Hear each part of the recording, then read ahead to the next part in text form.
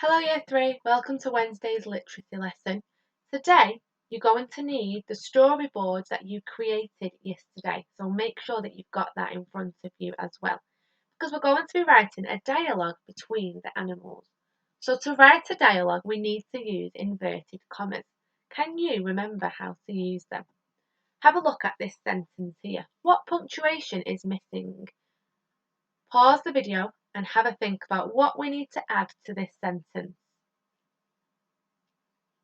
Okay, so our sentence says, "Look at the fruit," said the meerkat, pointing to a tree in the distance. Now, the meerkat is saying something in the sentence. What is the meerkat saying? Yep, he is saying, "Look at the fruit." So we need our inverted commas around that. Within the inverted commas, we also need something else. Did you remember what it was? Excellent. We need another piece of punctuation at the end of the speech, but before the inverted commas. So I'm going to put a comma here. "Look at the fruit," said the meerkat, pointing to a tree in the distance. There's something missing here. Well done. We need a full stop at the very end. Super. We've got all our punctuation. Have a look at these three sentences. Which of these have been punctuated correctly? Pause the video and decide now. Okay, let's look at A first. It says, "Stop right there," shouted the police officer. So we've got our inverted commas around the speech.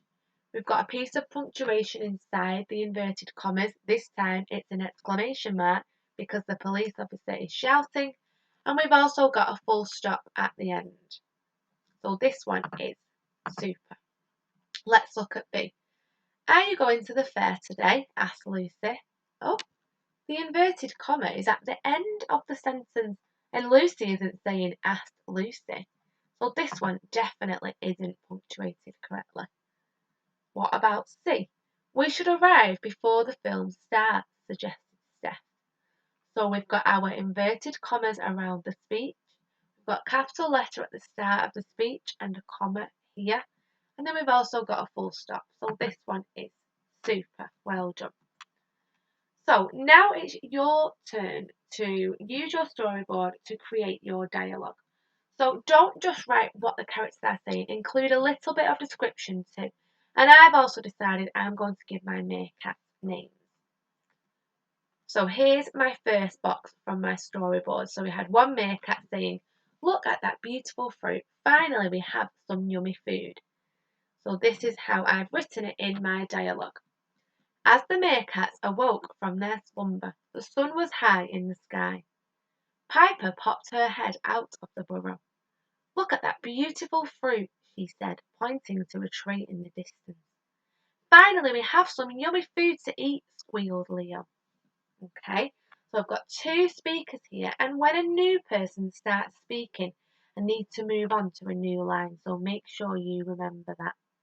I've also used some other exciting words other than just said, because it can get quite boring if you keep repeating the words said. Let's have a look at my next box. So in this one, all the meerkats are stood in the tree and they are asking, "What is it?" And this meerkat replies, "It is a pomegranate, a juicy red fruit, enough for us all." So here it is in my dialogue. All of the meerkats scurried out of the burrow and scuttled over to the tree. Ed climbed up first because he was the leader. He stared at the fruit longingly. "What is it?" asked Hector, one of the younger meerkats. "It is a pomegranate," replied Ed. "A what?" laughed the meerkat. "It is a juicy, red, delicious fruit. There is enough for us all," explained Ed. Okay, so now it is your turn to write your dialogue. And if you want, you can pause the video here and keep this up on the screen to give you some ideas of more exciting words you can use other than said. Make sure to include some description too, don't just keep it with lots of speech. And don't forget the rules for punctuating direct speech. Good luck!